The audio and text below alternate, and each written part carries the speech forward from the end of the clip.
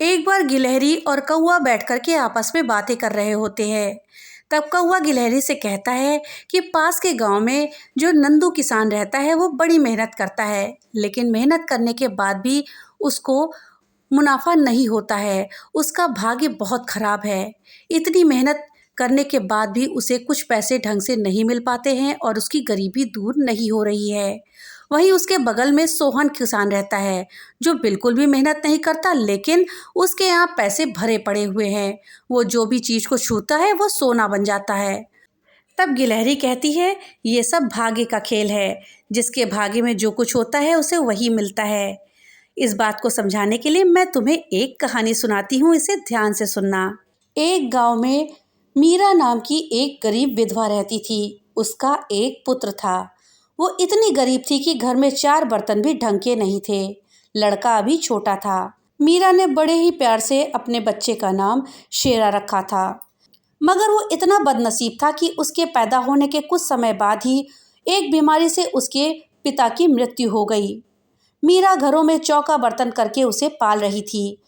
उसे पूरा विश्वास था कि शेरा बड़ा होकर के उसके सारे कष्टों को दूर कर देगा, सारे संकट दूर कर देगा और उसका बुढ़ापा अच्छे से गुजरेगा। इसी आस में वो दिन रात मेहनत करके अपने बेटे को पाल रही थी। शेरा छोटा तो था, किंतु बहुत समझदार था। संयम और धीरज की उसमें कमी नहीं थी। किसी भी बात को गहराई तक जानने की उसमें प्रबल उत्सुकता रहती थी। एक दिन उसने अपनी माँ से पूछा, माँ, हम इतने गरीब क्यों हैं? तब माँ कहती है, ये सब ईश्वर की मर्जी है, सब नसीब की बात है। मगर शेरा यह उत्तर पाकर के संतुष्ट नहीं हुआ। वो बोला, ईश्वर की ऐसी मर्जी क्यों है? तब माँ कहती है, ये तो ईश्वर ही जाने। अगर ईश्वर ही जाने तो ठीक है, मैं ईश्वर से पूछूंगा कि हम इतने गरीब क्यों हैं। बताओ माँ, बताओ कि ईश्वर कहाँ मिलेगा। मीरा तो वैसे ही परेशान रहती थी, अतः उसकी बातों से उकताकर उसने कहा कि ईश्वर जंगल में रहते हैं, लेकिन तुम वहां मत जाना। शेरा ने दिल ही दिल में उसी क्षण इरादा बना लिया कि वो ईश्वर को ढूंढेगा और उनसे पूछेगा कि आखिरकार हम इतने गरीब क्यों हैं। एक दिन वो जंगल की ओर चल दिया। जंगल घना था और बहुत भयानक। चलते चलते शेरा बुरी तरह से थक गया, मगर भगवान की परछाई भी उसे नहीं दिखाई दी। इसलिए वो थक हार कर एक पत्थर की शिला पर जाकर के बैठ जाता है और सोचने लगा कि भगवान तो यहाँ कहीं नहीं दिख रहे हैं, आखिर गरीबी दूर कैसे होगी। तभी उधर से भगवान विष्णु और माता लक्ष्मी जा रहे होते हैं। उन्होंने बच्चे को वहां बैठे हुए देखा तो उन्हें बड़ा अचरज हुआ कि ये अबोध बालक इस बीहड़ जंगल में बैठकर क्या कर रहा है। तब भगवान विष्णु ने बालक से पूछा कि तुम कौन हो और इस जंगल में क्यों बैठे हो। तब वो बालक कहता है, मैं ईश्वर को ढूंढ रहा हूँ, ईश्वर को। तब लक्ष्मी माता चौंकती हैं और कहती हैं, मगर क्यों? ईश्वर से तुम्हें क्या काम है?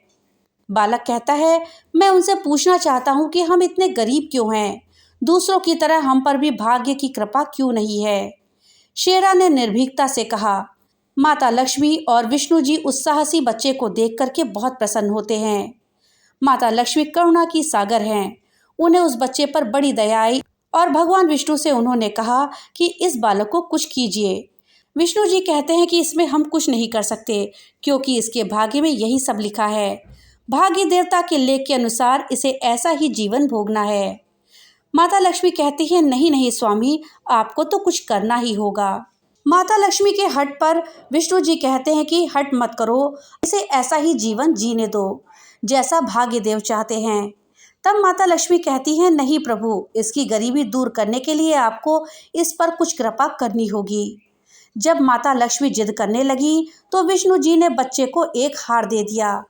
हार पा करके शेरा बहुत प्रसन्न हुआ और खुशी खुशी अपने घर को चल दिया। माता लक्ष्मी संतुष्ट थी कि उन्होंने एक बच्चे की मदद करी है और अब उसके सुख के दिन आ जाएंगे। लेकिन विष्णु जी जानते थे कि ये हार उसके पास नहीं रहेगा।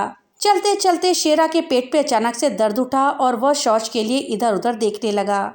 उसने भगवान विष्णु का दिया हुआ हार पत्थर की एक शिला पर रख दिया और झाड़ियों के पीछे चला गया। तभी एक चील कहीं से उड़ती हुई आई और उस हार को लेकर के उड़ गई। अरे मेरा हार! सब कुछ भूलकर लड़का चील के पीछे पीछे भागा। लेकिन कब तक वो चील का पीछा करता, उसे कैसे पकड़ता। एक आध बार पत्थर उठाकर उसने चील को मारने की कोशिश करी, लेकिन चील अधिक ऊंचाई पर थी। कुछ ही पलों में चील उसकी नजरों से ओझल हो गई, तो वो बड़ा दुखी हुआ और रोते रोते अपने घर की ओर आ गया। घर पहुंचने पर उसने माँ को सारी बात बताई, लेकिन मीरा को उसकी बात पर बिल्कुल विश्वास नहीं हुआ। हाँ, उसकी बात सुनकर थोड़ी उदास जरूर हुई, लेकिन शेरा माँ की उदासीनता देखकर हतोत्साहित नहीं हुआ। उसने मन ही मन निर्णय किया कि वो कल फिर जाएगा और भगवान विष्णु और माता लक्ष्मी को अपनी विपदा सुनाएगा। उसका विश्वास था कि भगवान विष्णु उस धूर्त चील को अवश्य दंड देंगे। भगवान विष्णु ने माता लक्ष्मी से कहा, देखो, उसके पास कल वाला हार नहीं रहा।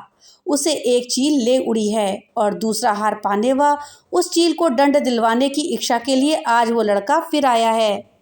लक्ष्मी जी ने फिर भगवान विष्णु से प्रार्थना करी कि आप चाहे चील को दंड दें या ना दें, लेकिन इस लड़के की सहायता करके इसकी निर्धनता जरूर दूर करिए।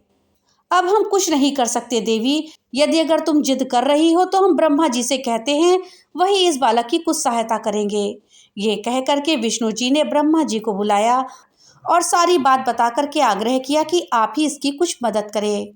तब ब्रह्मा जी ने लड़के को हीरे की एक अंगूठी दे दी। लड़के ने अंगूठी अपनी जेब में रखी और खुशी खुशी अपने घर चल दिया। उसने सोच लिया कि वो अंगूठी एक पल के लिए भी इधर उधर नहीं रखेगा, अपने पास से अलग नहीं करेगा।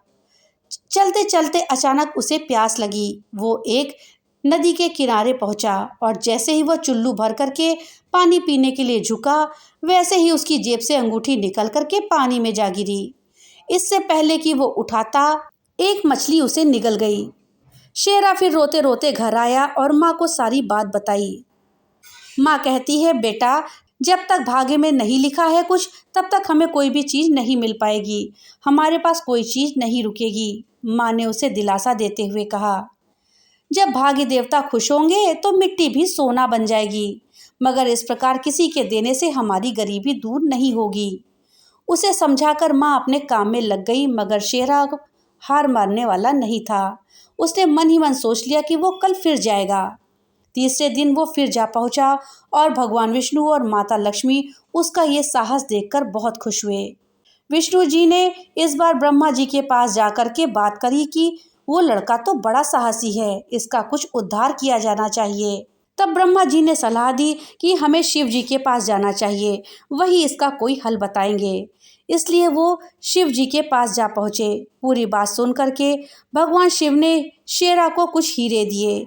हीरे पाकर के वो बहुत खुश हुआ और इस बार बिना कहीं रुके हुए उसने सीधे अपने घर जाने का निश्चय किया, क्योंकि 2 बार उसकी चीज़ें खो चुकी थी। जब वो घर पहुंचा, माँ घर पर नहीं थी, इसलिए शेरा ने हीरे एक लोटे में रख करके कोने में छिपा दिए और माँ को ढूंढने के लिए निकल पड़ा। वो मन ही मन सोचने लगा कि अब माँ को किसी के घर काम करने की ज़रूरत नहीं पड़ेगी, अब तो वो भी अमीर बन जाएगा। उधर पीछे से चोर उसके घर में घुसे और जो भी सामान उनके हाथ में आया वो लेकर के भाग निकले। उस सामान में लोटा भी था जिसमें हीरे रखे थे। जब वो माँ के साथ वापस आया तो देखा कि हीरे गायब थे। इतना ही नहीं, घर का दूसरा सामान भी गायब था। अब तो उसकी माँ को बहुत गुस्सा आया। वो बोली, क्यों मुझे नई नई कहानियाँ सुना करके पागल बनाते जा रहे हो? सारा दिन आवारा की तरह घूमते रहते हो। ये नहीं कि कुछ काम धंधा करो जिससे कि कुछ गुजर बसर हो। दिन भर इधर उधर भटकने के बाद शाम को पिटाई के डर से कोई नई कहानी सुना देते हो। माँ की डांट सुन करके लड़का रोने लगा। वो तो केवल वही जानता था जो कुछ भी उसने बताया था वो सत्य था। डांट खाकर लड़के की हिम्मत और बढ़ गई और अगले दिन वो उसी स्थान पर जा पहुंचा। भगवान विष्णु सोचने लगे कि इस पर इतनी मुसीबतें पड़ रही हैं, लेकिन ये हिम्मत नहीं हार रहा है। इससे वो बहुत प्रसन्न हुए और भाग्य देवी के पास जाकर बोले, ये लड़का बहुत साहसी है, हिम्मती है और धीरज वाला है। ऐसा व्यक्ति अभागा बिल्कुल नहीं हो सकता। इसे कुछ दे दो, इसके भाग्य को परिवर्तित कर दो। आज्ञा पाकर भाग्य की देवी ने शेरा को सोने का एक सिक्का दिया। सिक्का लेकर शेरा खुशी खुशी अपने घर की ओर चल दिया। जब उसने घर जाकर वो सिक्का अपनी माँ को दिया तो उसकी माँ बहुत खुश हुई, क्योंकि अब उन पर भाग्य देवी की कृपा हो गई थी। इसलिए सारे काम अपने आप शुभ होने लगे। दूसरे दिन ही एक मछली वाला उसके गांव में मछली बेचने आया तो लड़के ने वही सिक्का दे करके मछली खरीदी। उसकी माँ ने मछली का पेट चीरा तो वही अंगूठी निकली जो ब्रह्मदेव ने उसे दी थी और जो उसकी जेब से तालाब में गिर गई थी। माँ ने अंगूठी संभाल कर रख ली और शेरा से बोली, जा बेटा, जंगल से थोड़ी लकड़ियाँ ले आ, आज घर में ईंधन बिल्कुल नहीं है। लड़का कुल्हाड़ी लेकर के जंगल की ओर चला गया। वहां जाकर के जिस पेड़ पर लकड़ी काटने के लिए चढ़ा, वहां उस चील का घोंसला था जो उसका हार उठा करके ले गई थी। लड़के ने देखा चील कहीं गया हुआ था, वो आसपास नहीं था। लड़के ने अपना हार उठा लिया और जो भी थोड़ी बहुत लकड़ियां थी वो बीन करके ले करके अपने घर की ओर चल दिया। माँ हार पा करके बहुत खुश हुई। अब तो देखते ही देखते उनके दिन बदल गए। घर में किसी चीज की कोई कमी नहीं थी। फिर ईश्वर की कुछ ऐसी करनी हुई कि जो चोर उनके घर से हीरे चुरा कर ले गए थे, उन चोरों को सपने में महादेव ने चेतावनी दी कि जो हीरे उस लड़के के घर से चुरा कर ले गए हो वो तुरंत उन्हें वापस कर दो, वरना तुम्हारा सर्वनाश हो जाएगा। चोर उसी दिन हीरे लेकर के उसके घर में रख आते हैं और अपनी गलती के लिए माफी मांगते हैं। इस प्रकार उस अभागे का भाग्य चमक उठा। अब उस घर में किसी चीज की कमी नहीं थी, उसकी गरीबी सदा के लिए समाप्त हो गई थी। दोस्तों, कहानी अगर अच्छी लगी हो तो वीडियो को लाइक और ज़्यादा से ज़्यादा शेयर करिएगा। और हाँ, अगर चैनल पे नए आए हैं तो चैनल को सब्सक्राइब करना मत भूलिएगा और अपने विचार हमें कमेंट बॉक्स में लिख करके ज़रूर बताइएगा। तो मिलते हैं अगली एक नई कहानी के साथ, तब तक के लिए बाय बाय।